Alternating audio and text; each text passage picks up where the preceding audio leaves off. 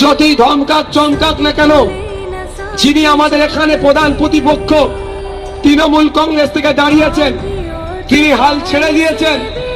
যে এখানে কোনোভাবে আর জেতা যাবে না। মফিদুল হক শাহজি সাহেব ইভিএম মেশিনের 7 নম্বর বুদাম চিপে আপনারা বুদাম টিপে খাম চিহ্নকে বিধানসভার মধ্যে পাঠাচ্ছেন, দ্বিতীয় ভাগত তৈরি করছেন, এটা আপনারা প্রস্তুতি নিয়েছেন। আজকে দীর্ঘ 2 ঘন্টা ধরে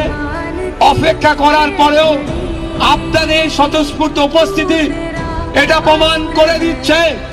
যে দেগঙ্গার মানুষ এই হিংসার বেড়াজাল থেকে, নোংরামির বেড়াজাল থেকে, কাটমানি থেকে ভাইজান ভাইজান এই তো